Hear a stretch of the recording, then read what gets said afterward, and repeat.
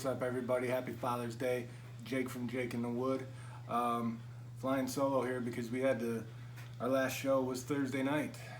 That was Game 6 of the NBA Finals. And the Raptors have taken the Larry O'Brien Trophy to foreign soil.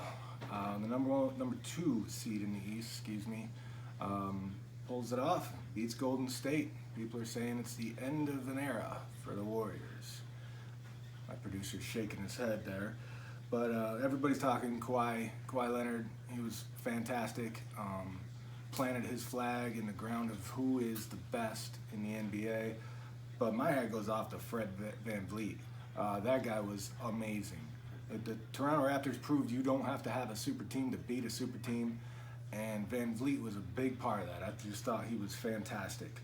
So we start where it ends. It ends with the Toronto Raptors winning their first championship, their first finals appearance, and taking down the Golden State Warriors. The absolute walking wounded. As I said in our last video, there are tragedies and there are sports tragedies, and what happened to Kevin Durant was terrible, and then you have Klay Thompson going down with a knee. Boogie Cousins was never 100%. Iguodala was never 100%. Kevon Looney was hurt. The Golden State Warriors actually put a lineup on the floor in the fourth quarter of the NBA Finals that had not played together all year. I found that absolutely amazing. So Durant will be out a year if he even comes back to Golden State. Klay Thompson will be out at least 9 months with torn ACL, a huge chunk of next season.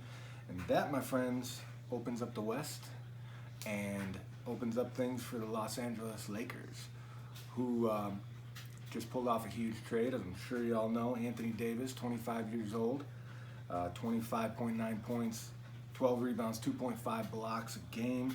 They traded Lonzo Ball, Brandon Ingram, and Josh Hart, and LeVar Ball, thank God.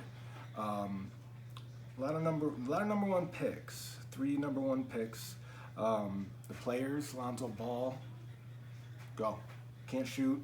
Maybe a good defensive player. Brandon Ingram is 170 pounds soaking wet. And Josh Hart is, a good role player. The picks are kind of rough, but they had the 4th pick in this draft, and this draft is a 3-player draft. So they don't give up much, and later on those number 1 picks are just going to be later round picks because you expect the Lakers to be good and be successful. But a lot of people saying the Lakers got fleeced. I absolutely do not think so. Again, those picks that they traded are going to be later picks. I do think Lonzo Ball will do well with the Pelicans. Not much of a spotlight there. He'll be playing with Zion Williams. I think they'll be going up and down the court. I think this is going to be a good thing for Lonzo Ball. Again, I'm a diehard Laker fan. I really never liked the pick because, of course, that brings loudmouth LeVar, whatever the hell his name is Laval, who the hell cares? He never shuts up, and now he can do his talking somewhere else, thank God.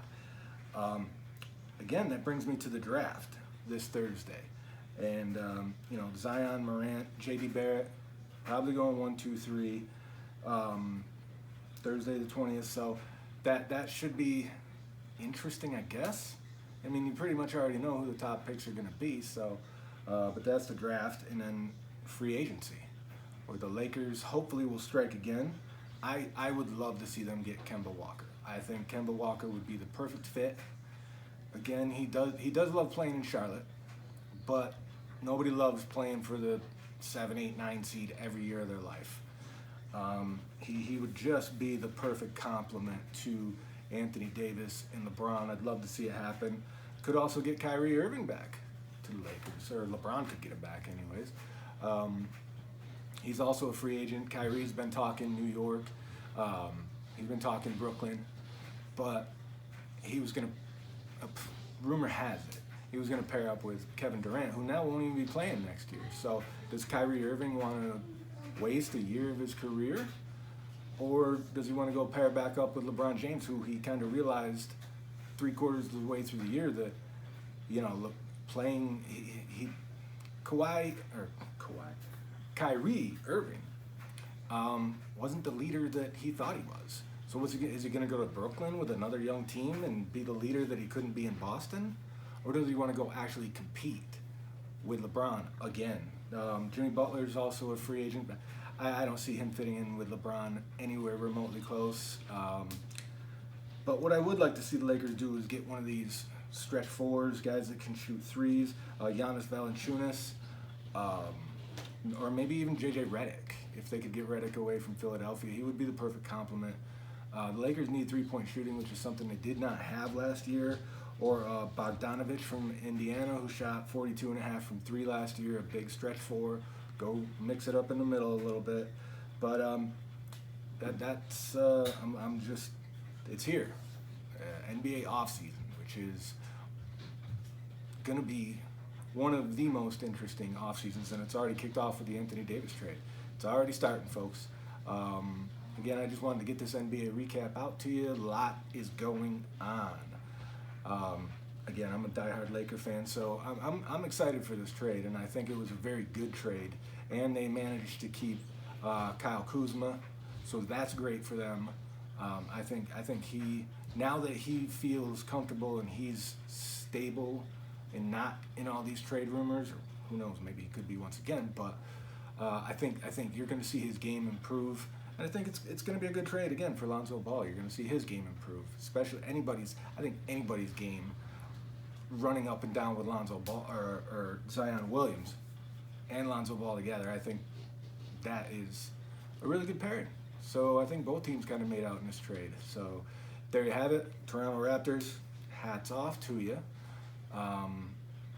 Shocking, surprising, but again, when you're playing the walking wounded, they should have pulled that off, and they did. Fantastic. And they beat Milwaukee, which I didn't think would happen either. So, excuse me, wow. Again, happy Father's Day from Jake in the Wood. Click like, subscribe, all that good stuff. Check out our Facebook page, Jake in the Wood on Facebook. Always interesting topics there.